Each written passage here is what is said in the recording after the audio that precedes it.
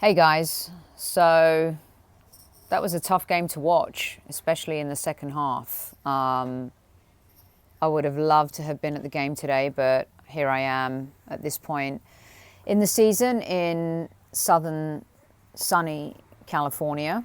I'm thinking about taking one of these puppies out, either this baby or this puppy, to help me get over this game that feels like a loss, to be honest with you. First half, we were commanding. We demanded a lot of our players. We challenged each other from midfield to up front. Aubameyang must be so frustrated, considering he knows he could probably score 4 goals every game. Ozil coming in and having an impact and doing what he had to do. Ceballos helping support that. Xhaka and Guendouzi, I felt in the first half, had good control of that midfield and had done something we haven't done in the last few games, and that's kind of tighten up the distance between the midfield and defence. Felt like we gave them enough protection. And then what happened in the second half? Okay, so we have the talent, especially up front, maybe not in defence. But what happens with our mental inability to stay engaged for 90 plus minutes of a game? What is that about? Why can we not hold a 2-0 lead away to a team that has been absolutely woeful, diabolical, all of the nouns, adjectives, whatever you call it in English grammar? Watford have been utter shite this season. And don't give me the new manager bump. This is a manager that is coming back to a team like an ex going back to their girlfriend or boyfriend. It's not like a new manager bump. And somehow in the second half, even without Troy Deeney, they managed to find a way to break us down. And our defence collapsed and our midfield collapsed in the second half. Sokratis' pass out of the back. I am so over this modern way of playing football. Are you shitting me? Just kick the ball. Why are we playing football suicide? What is this about? Why do teams do this? Not everyone is Pep Guardiola. Not everyone has a Pep Guardiola or Jurgen Klopp team. Not everyone is Messi. Not everyone is Barcelona. Why do we do this when we don't have the talent to execute it? And I'm sorry, I've been a huge supporter of Unai Emery. But today, I feel like he failed us. And in that second half, when he took off Ceballos and Ozil, we lost control of the game, possession. We're still up. We don't need to make any crazy risks. You have players who can control the ball, technically brilliant on the ball, and you substitute them and you leave Pepe on, who's been an absolute nightmare since he arrived. And yes, Kevin Campbell, and yes, Princess Guna, I hear you now saying he needs to settle. It took Bergkamp and Henry and Pires and all these players to settle. Yes, but at the same time, we need to win games.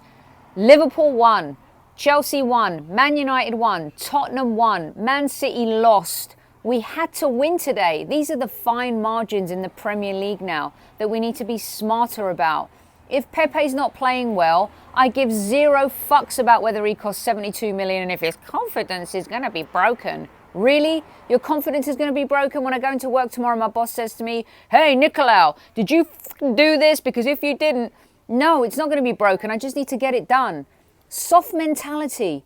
Arsenal have a soft mentality, and it is our Achilles heel. It broke us in the second half.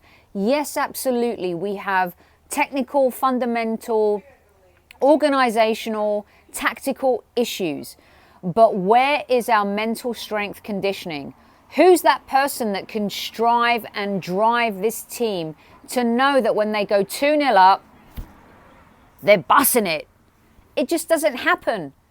And against this Watford team that have been utter crap since this season started, and they just changed managers, and this new manager bump is utter bullshit. I don't want to hear it. Oba is there craving for passes, craving for creativity. He's ready to bury every single chance he gets. And what do? We continue to set up our team to fail. Listen, Xhaka's not the reason we lost today, but did he lose it a little bit in the second half? Yes. Guendouzi, I think, is a baller. He gets stuck in. And even in that argy-bargy moment where I can't remember who the Arsenal player was that kind of got muscled off the ball and Guendouzi goes and dives in there. He's a young player leading by example. But let's take a minute and talk about Sokratis. I'm Greek. I love Sokratis. Who doesn't love Sokratis if you're Greek? But what was that? What was that pass? Mental breakdown, a Greek tragedy. Get your shit together, Arsenal. Because if you don't, listen, Chelsea and these young players who, by the way, everyone's lauding like Chelsea are playing young players, please. Arsenal, Tottenham, Man United, Man City have been playing young players for the last 5 seasons because they have a transfer ban and they're playing young players. Frank Lampard is a genius and hello, Chelsea and your young players. But the proof in the pudding is going to be this team is actually going to get stronger as they go on because their confidence is going to build. Where's our confidence coming from? Who's building our confidence bank? Where are those coupons coming from? Wake up and smell the football grass. Because let me tell you something, Arsenal fans, until we fix our defence, and let me tell you something, I'm willing to throw Chambers in there right now, and I'm not a Chambers fan. I want Tierney to come back. I want Bellerin to come back. I want Holding to come back. But that doesn't mean we're going to be the same team or they're going to be the same players. And I'm sorry, but I want Pepe to succeed. I want him to do well. I want him to strive and do all of these great things. And maybe my comments are all over the place right now. But I don't care because this is a reactionary moment to a game we should have won. We should have dominated. This team has been so poor and Pepe should have shone in this moment. And he didn't. And he hasn't. And he needs to man up. And if I was Emery, I would have subbed him. Maybe he did and I missed it. I don't know. I don't care. We're a shambles. We're no way near improved to give fans belief that we're ready to move on to the next level.